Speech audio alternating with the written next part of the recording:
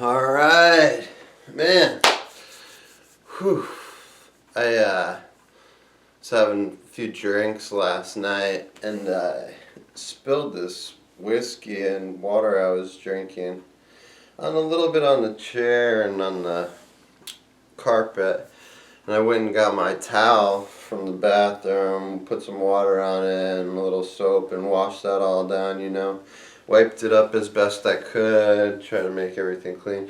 But then I hung it back up in the bathroom and forgot about it. So this morning I went and took a shower and then I dried myself off with the same towel. And then I've been like, why do I smell like whiskey? What's going on? It's too early for that. What? And then I realized, oh, right, because the towel was covered in it that I just used out of the shower. Well, that's the kind of day I've been having so far. That's what I'm starting out my day with. But the book I want to go to is the Beastie Boys book. This is a great, what we call in English, we call this like a coffee table book. It's got a lot of good pictures in it, a lot of like stories, but the stories are pretty short, easy to read. It's really interesting. It's a fun book if you like the band, for sure. Check it out. The Beastie Boys, you probably heard of them, hip hop group from New York.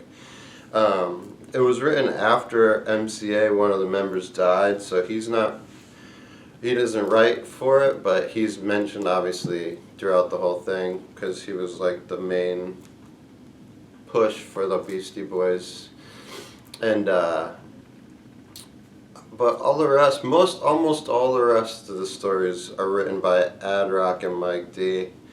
So it's your first-hand account, funny stories, good stuff. I'm gonna go to the story of them meeting and hanging out with Biz Markie. He's the one that does in that song, the beginning where he goes, "The Beastie Boys, they're coming home again."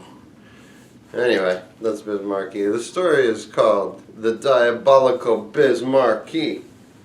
Start on page 326 here. This is a great book though if you like this band, for sure. Yo, you know where there's a candy store? That was the first thing Biz Markie said to us when he first came to G-Son to work together. G-Son was their recording studio that they used for a long time. We didn't really know him or what he was about, so we didn't know what that meant. Was it code for drugs or for actual candy? Turns out he meant actual candy. Like, before we got started, he needed to have Tootsie Rolls, a Butterfinger, and maybe some jelly beans. Asking for a candy store seemed really specific and odd. For one, it was nighttime when he arrived, so you'd assume that a candy store would be closed by then. And at that time, Atwater, where our studio was a dead neighborhood. We told him that the only thing open around us was a liquor store across the street called Copper Keg, and they might have like a Snickers or something. So off he went. A fantastic introduction, if you ask me. Sober, grown-up rappers that need to have candy right away. In rap, you're weird if you don't have a bunch of guest rappers on your record. We never really did that. I guess up until the early 90s, no one really did that. It's not like Steve Baders would guest on a Blondie track, or Josie Wales would do a verse on a Bob Marley song. We loved the Biz and thought it would be so cool to hang out with him and make something weird together. I did not expect Biz to be as Biz-like as he was. Let's just say, as an artist, the Diabolical Biz Markie is not about process. He's about as on-the-fly as you can be. You better have the tape rolling when the Biz is around. He's an all-freestyle, off-the-dome type of artist. The thing that we recorded and used of him on Check Your Head happened like this. He grabbed a record off the shelf in the studio and was like, "Yo, this record has a crazy beat on it. Give me a mic." Mario hits record, and as the record is playing, the Biz just freestyles. "The Beastie Boys,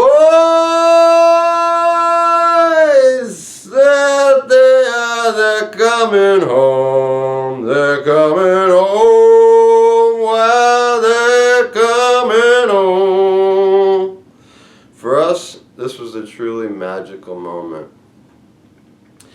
He came by the studio a couple more times, and we would hang out, eat together, play basketball. Biz playing sports is a spectacle, and make music. We'd be playing our instruments, and he'd just shout out random songs for us to play so he could sing them. Yo, play the Beatles Yesterday. We don't know how to play that. Yo, Seals and Croft. Seriously, what? It was great that he assumed that since we were musicians, obviously we'd know how to play Captain and Tennille's Love Will Keep Us Together. It was like this weird dream of being able to perform his 7-year-old AM radio greatest hits. Footnote about the Biz: if you mentioned any item, he'd say he had it, still sealed in the original packaging. Rock'em Sock'em Robots? Yo, I got those. Grover Washington Jr.'s Mr. Magic? 2 copies, sealed. Well, apparently he didn't have Parliament's Rhenium record because he borrowed mine and I never got it back. But probably my favorite of all our Biz stories was when we were recording Hello Nasty. He was supposed to come down to the studio to do some stuff. He was running a little late and we get a call. Yo, it's me, Biz. I'm downstairs in the car. I'll be right up. We didn't see or hear from him for another 2 years. The diabolical Biz Markie. Anyway, this is the Beastie Boys book by Ad Rock and Mike D. It's a good little thing to thumb through and have fun with if you find it somewhere.